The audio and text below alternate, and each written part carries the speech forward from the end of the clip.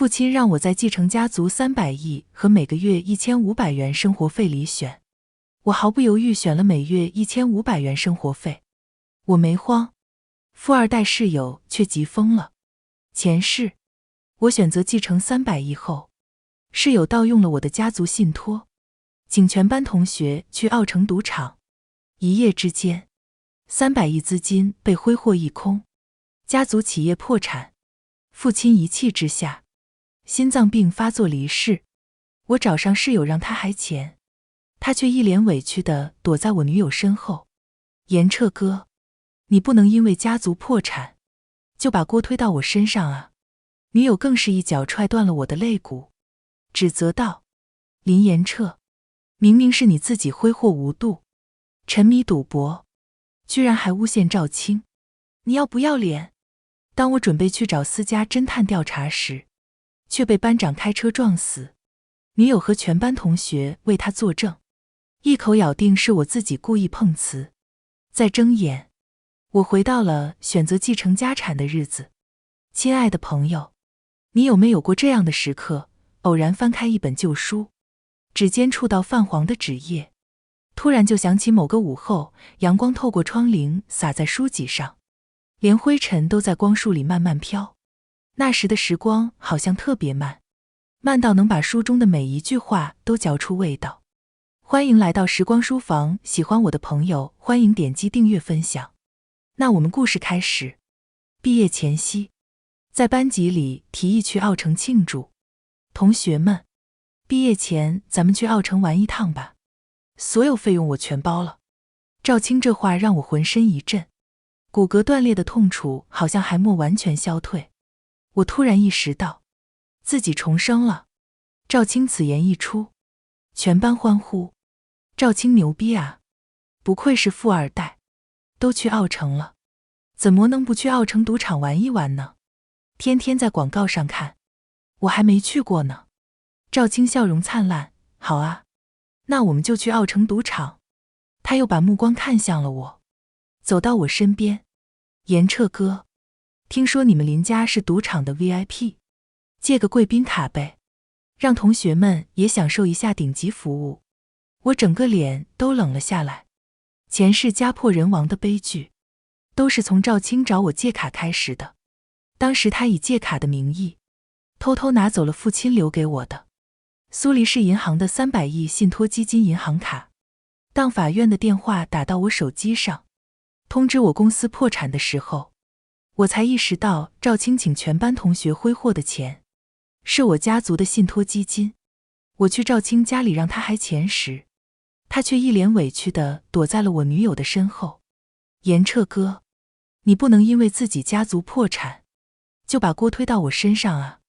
女友沈建威更是一脚踹断了我的肋骨，指责道：林严彻，明明是你自己挥霍无度，沉迷赌博，居然还诬陷赵青，你要不要脸？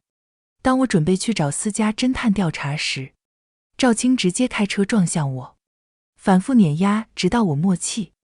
事后，沈建威和全班同学都为赵青作证，是我家里破产想不开，故意碰瓷撞上去的。父亲也因为情绪过于激动，导致心脏病发作离世。我机械地摸向书包，指尖触碰到冰凉的金属卡片，紧紧攥住。见我没反应，赵青笑着勾住我的脖子：严彻哥，就借大家用用，又不会少一块肉。抱歉，那张卡是我父亲的，我不能随便出借。我把贵宾卡塞回书包最里层。听到我的话，赵青面露不悦：反正你迟早要继承你父亲的公司，一家人还分得那么清干嘛？沈建威一把夺过我的书包，把我的东西全部倾倒了出来。我包里的手机、游戏机、平板散落一地。沈建威一眼就看到了那张金色的卡片，捡起来递给了赵青：喏，这不是吗？你直接拿去用吧。赵青接过时，别有意味地摩挲着沈建威的手，还是微微明事理：严彻哥，你还是要多跟嫂子学一下。突然他眼前一亮，盯着地上的游戏机：哟，这不是最新的 Switch 2吗？听说都卖断货了。我一直抢没抢到。沈建威察觉到赵青渴望的目光，直接弯腰捡起游戏机塞到赵青怀里。那你也拿去玩吧，反正严彻早就玩腻了。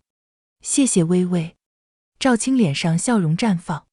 我眉头紧皱，一把夺过我的游戏机和贵宾卡，不好意思，我都不借。沈建威顿时露出恼火之色，扯住我厉声喝道：林严彻，你什么时候变得如此小气了？我小气？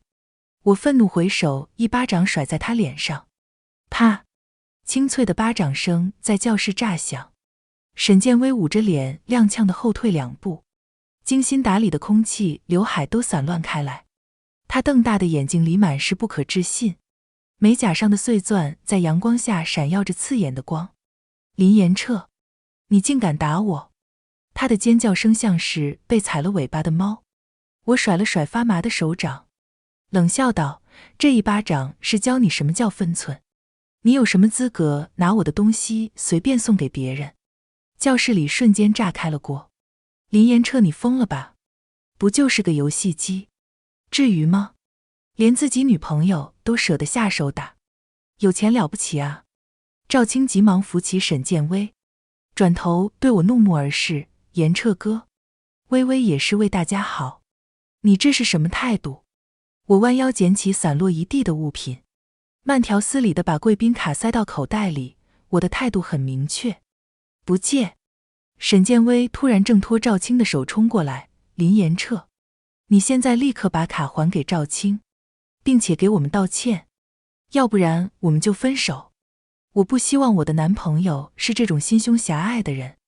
玄，本来就是我的东西，我还给谁啊？我躲过他的爪子，嘴角勾起一抹微笑。既然你想分手，好啊，刚好省了分手费。这句话像是捅了马蜂窝。沈建威气得浑身发抖。你以为我稀罕你的钱？不稀罕。我挑眉看向他手腕上的卡地亚手表。那先把上周我送你的生日礼物还来。他的脸色瞬间变得煞白，下意识地捂住手表。周围同学的表情立刻变得微妙起来。班长王磊突然满脸怒容地拍桌而起：林严彻，你太自私了。赵青好心请大家去奥城，你就不能为集体考虑考虑？就是。学习委员也开始帮腔，平时装的一副好说话的样子，关键时刻就原形毕露。我环视一圈，这些熟悉又陌生的面孔，前世就是他们，在法庭上异口同声地说我是自杀碰瓷。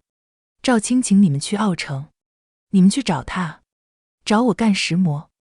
赵青又站了出来：我们用你的贵宾卡，到时候我们在赌场的消费不都可以提升你的贵宾等级吗？这是一举两得的好事啊。沈建威依偎在赵青身边，脸色的疼痛仿佛已经消失不见。还是你善解人意，林严彻都这么过分了，你还在为他着想。既然你们都这么想去奥城，我慢悠悠地从钱包抽出一张卡，那就借给你们吧。赵青眼睛一亮，伸手就要来拿。我手腕一翻，露出卡片全貌，是学校的饭卡。你耍我？赵青脸色铁青。彼此。我把饭卡在指尖转了个圈。你们不也在道德绑架我吗？沈建威突然抓起讲台上的粉笔盒砸过来。林严彻，我真是瞎了眼才会跟你在一起。我侧身避开，粉笔散落一地。赵青见我不肯交出贵宾卡，脸色瞬间阴沉下来。他朝周围的同学使了个眼色，几个男生立刻将我围住。林严彻，别给脸不要脸。赵青压低声音，眼神阴鸷。一张卡而已，你非要闹得这么难看？我冷笑一声，把书包护在身前。怎么？借不到就准备抢？抢？我们只是让你清醒一下。王磊突然从后面推了我一把，我踉跄几步，撞在课桌上，书包啪地掉在地上，里面的东西再次散落一地。沈建威站在一旁，嘴角带着讥讽的笑。活该！几个男生趁机踢开我的课本，其中有人故意踩在我的游戏机上，荧幕咔嚓一声裂开。你们在干石磨？我猛地站起身，但肩膀被人狠狠按住。严彻哥，别这么小气嘛！赵青假惺惺地笑着，伸手就要往我口袋里摸。大家都是同学，借个卡怎么了？我一把拍开他的手，滚！这一下彻底激怒了赵青，他脸色一沉，猛地揪住我的衣领，敬酒不吃吃罚酒是吧？周围同学不仅莫阻止，反而起哄，揍他！有钱了不起啊？装什么装？不就是张破卡吗？赵青见我不服软，直接一拳朝我脸上挥来，我侧头躲开，反手抓住他的手腕，狠狠一拧，啊！他痛呼一声，踉跄着后退。沈建威见状尖叫起来，林延彻，你还敢动手？他冲上来就要抓我的脸，我一把推开他，迅速从口袋里掏出手机，直接拨了110。远景同志，我在某某大学教学楼3楼，有人抢劫，故意毁坏财物，还动手打人。沈建威脸色大变，猛地扑过来，你疯了？他抢过我的手机，看都莫看，直接朝窗外扔了出去。啪！手机砸在楼下水泥地上，荧幕粉碎。教室里瞬间安静了1秒，但出乎他们意料的是，不到10分钟，警笛声就在楼下响起。远景走进教室时，赵青和沈建威的脸色瞬间惨白。谁报的警？为首的远景环视一圈。我举起手，他们抢我的东西，还摔了我的手机。远景看了看地上散落的物品，又看了看我裂开的游戏机和窗外摔碎的手机，眉头皱起，怎么回事？赵青立刻装出一副无辜的样子，远景叔叔，误会，我们就是闹着玩的。沈建威也赶紧附和，对啊对啊，同学之间开个玩笑而已。其他同学也都纷纷作证。我冷冷扫视一圈，这群人和前世做伪证时一模一样。远景冷笑一声，摔手机，打人，这叫玩笑。辅导员老张闻讯赶来，脸色铁青，怎么回事？在学校里闹成这样。远景简单说明了情况。老张听完，狠狠瞪了赵青一眼，又是你。赵青还想狡辩，但证据确凿。最终，在远景的调解下，赵青和沈建威不得不赔偿我的手机和游戏机，并当众道歉。走出办公室时，沈建威压低声音，咬牙切齿，林延彻，你给我等着。我看着他扭曲的表情，忽然笑了。好啊，我等着。回宿舍收拾东西时，我感觉我的东西被人翻动过，但是什么东西都没少，我便没有在意。刚走出学校，一辆黑色迈巴赫停在了我面前。林少爷，老爷有重要的事情，需要您回家一趟。王管家不由我开口，直接把我拽进了车里。晚上，父亲把2份档推到我面前，金丝眼镜后的目光锐利如刀。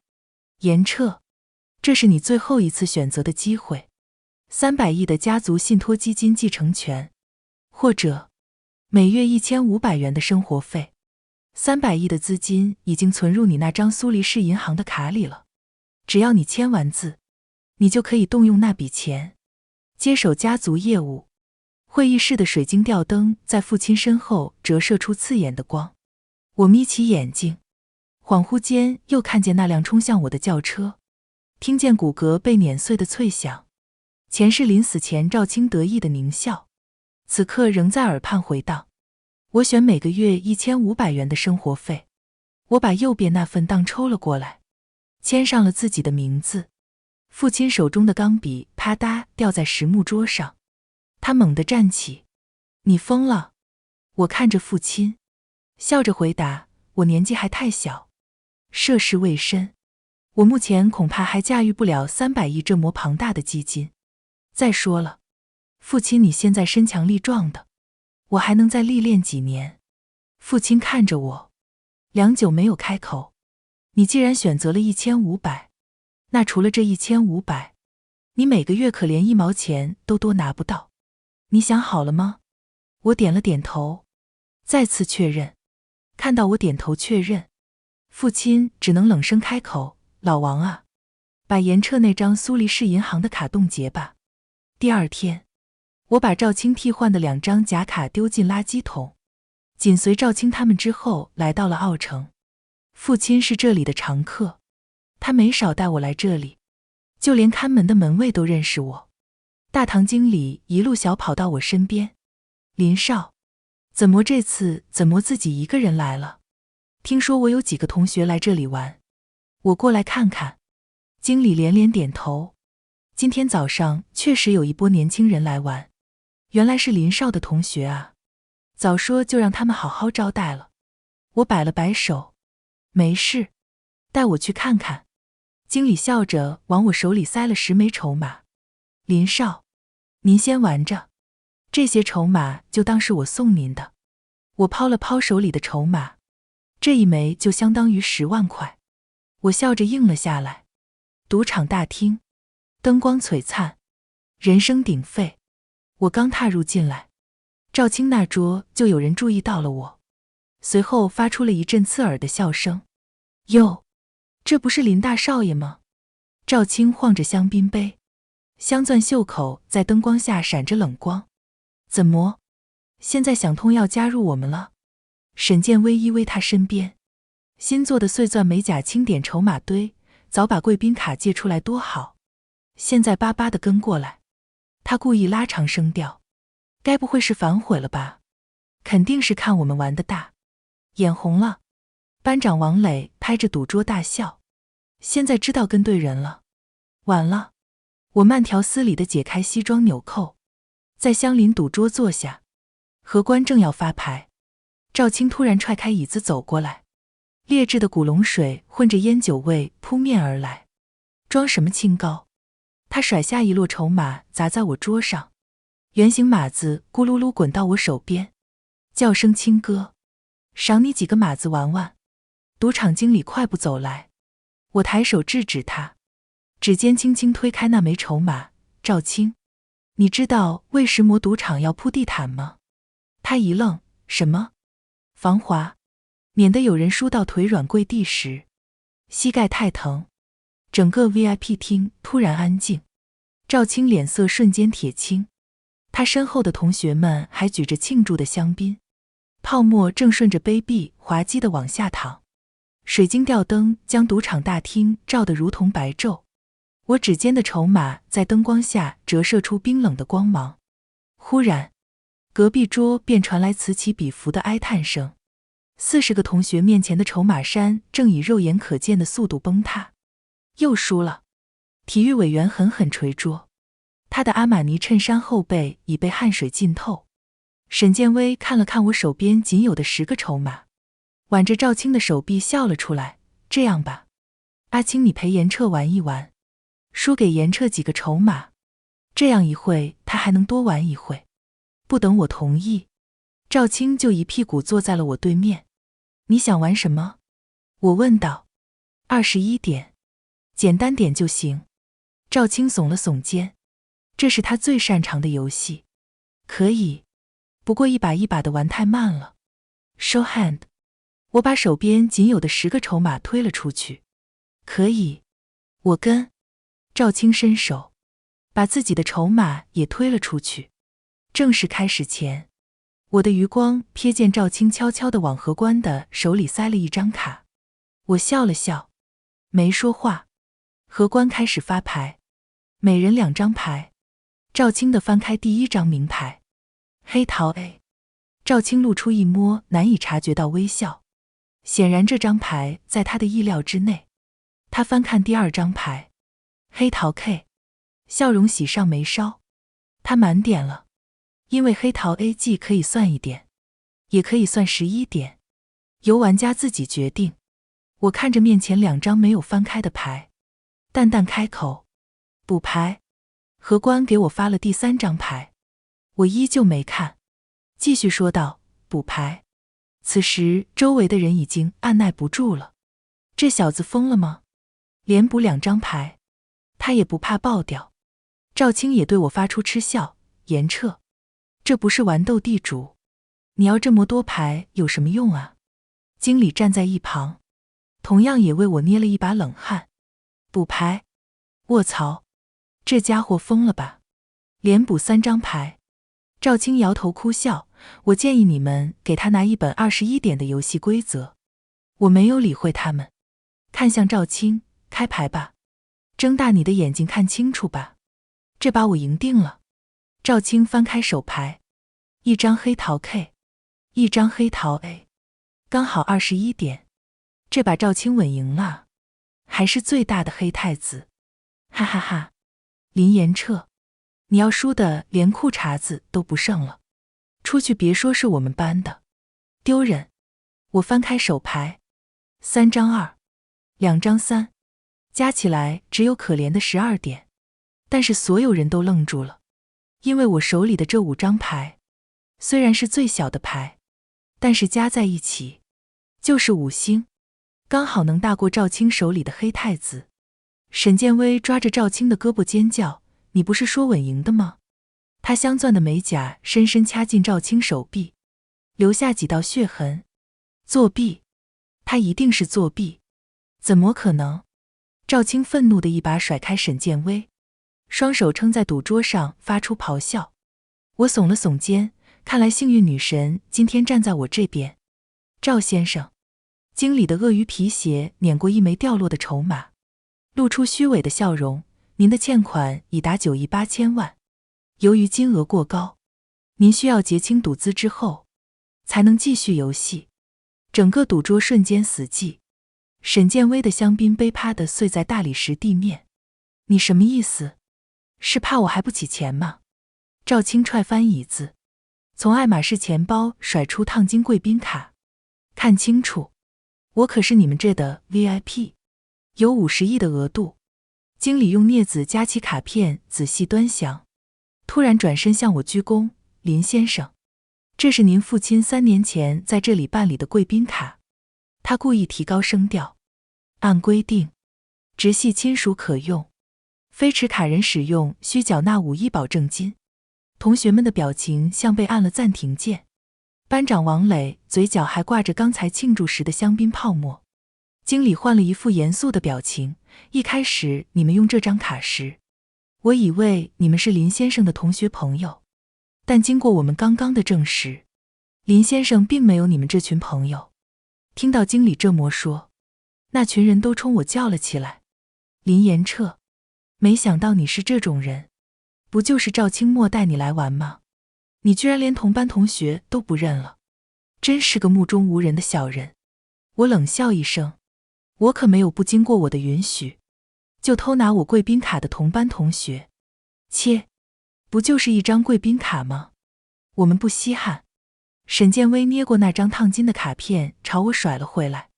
阿青，付钱，付完钱我们再慢慢玩。经理拿过一台 POS 机递到赵青面前，敲了敲账本：赵先生，您现在的债务是14亿8千万，按照赌场规矩。闭嘴！赵青突然狂笑起来，从内袋掏出一张泛着冷光的钛金卡拍在赌桌上。那张印着苏黎世银行标志的卡片在灯光下折射出幽蓝的光晕。看清楚，他手指发抖地划过卡面凸起的烫金字。整个 VIP 厅骤然安静，目光都紧紧盯着这个一掷千金的男人。卡片划过 POS 机，发出读取声。D。经理皱起眉头，支付被拒绝了。赵青猛地抓起 POS 机砸向地面，塑胶碎片飞溅一地。一定是这个机器坏了，重新拿一个过来。经理静静地看着发疯的赵青，一挥手，旁边的侍者已经又拿出了一个崭新的 POS 机。D。支付再次被拒绝。这下轮到赵青坐不住了。赵青脸色铁青地掏出手机，颤抖着拨通了银行的电话。电话那头传来客服礼貌的声音，但赵青的表情却越来越难看。挂断电话后，他猛地抬头瞪向我，眼中满是愤怒和不可置信。林延彻，你为什么不继承家产？他几乎是吼出来的，声音在赌场大厅里回荡。我耸了耸肩，一脸无辜地说道，我只是觉得自己能力不够，暂时还驾驭不了300亿的资金。再说了，我不继承家产，冻结的是我的卡，跟你有什么关系？我故意顿了读，露出疑惑的表情。难道你也没有继承家产，所以卡被冻结了？赵青的脸色瞬间长得通红，拳头捏得咯咯作响。周围的同学听到我的话，纷纷露出狐疑的表情，目光在赵青和我之间来回游移。沈宪威见状，连忙上前一步，挤出一丝勉强的笑容，严彻，你别这样，不继承家产，以后你吃什么喝什么啊？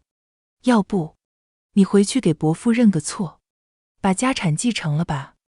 我轻笑一声，摇了摇头，不用了，我开销又不大，每个月1500也够我用的了。赵青终于忍不住了，指着我破口大骂，林延彻，你他妈的就是故意的，你早就知道卡会被冻结，还故意设局坑我们。周围的同学听到这里，也纷纷反应过来，开始七嘴八舌地指责赵青。赵青，你不是说你有钱吗？赶紧把钱付了。对啊，你不是富二代吗？这点钱都拿不出来，我们可都是被你忽悠来的，现在怎么办？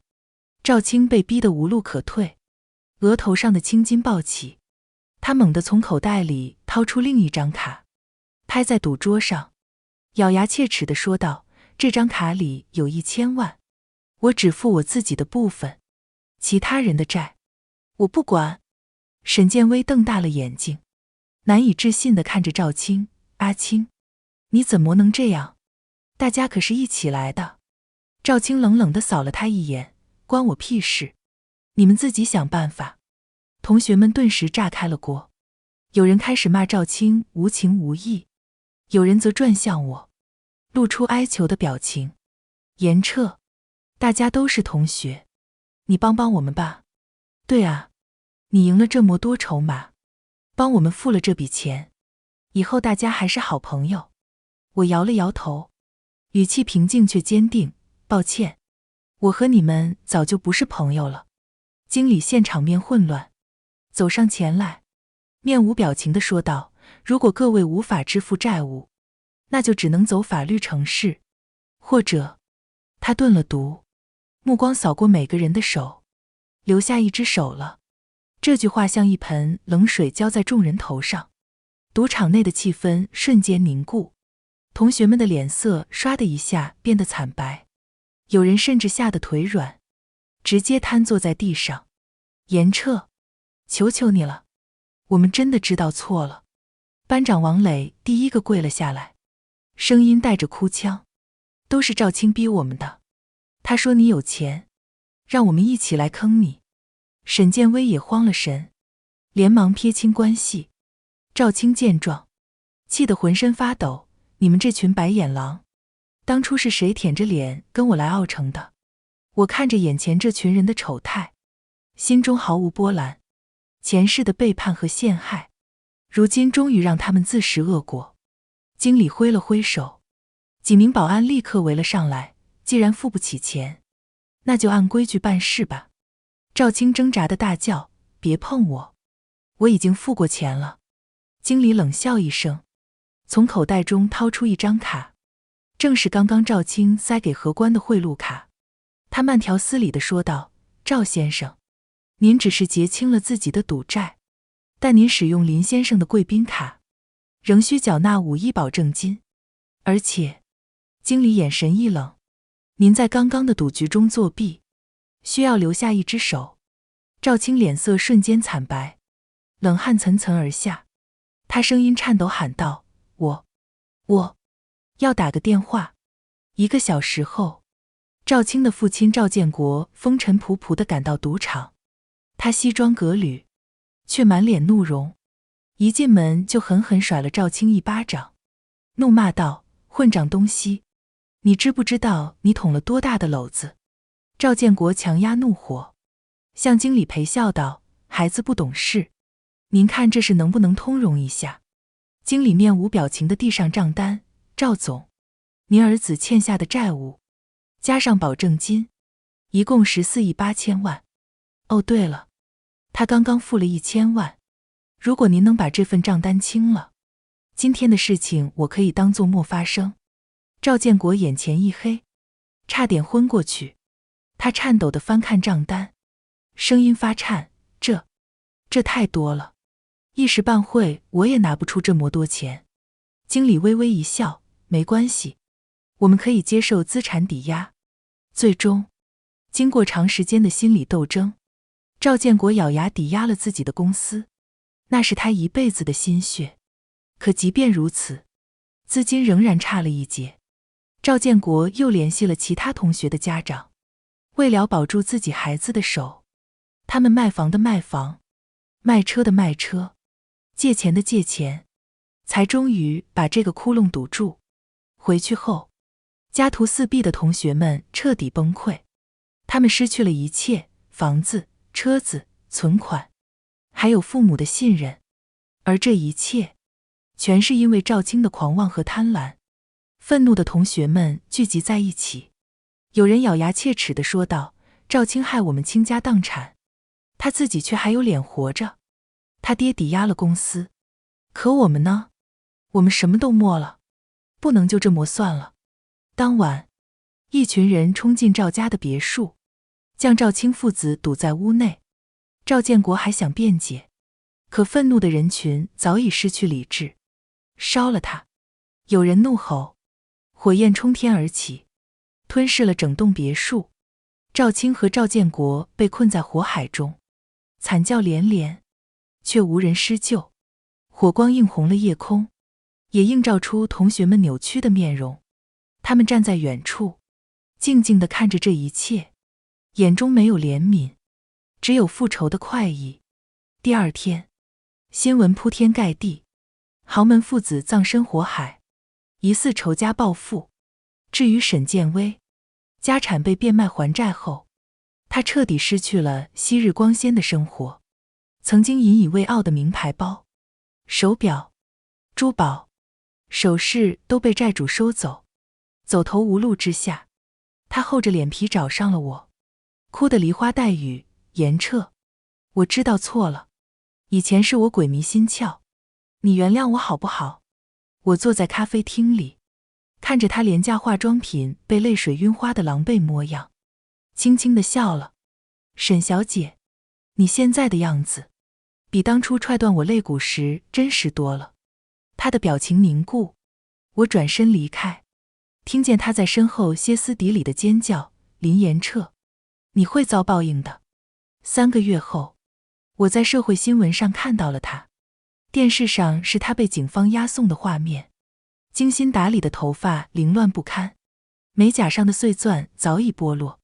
据说他伪造名媛身份，专门骗富二代的钱财，最终东窗事发。我望向窗外的阳光，这一世，所有人都得到了应有的结局。3年后，父亲正式把家族产业交到了我的手里。交接仪式上，他拍了拍我的肩膀，眼中是藏不住的欣慰：“严彻，这3年你做得很好，看来当初你选择历练是对的。”我接过象征家族权柄的印章，台下掌声雷动。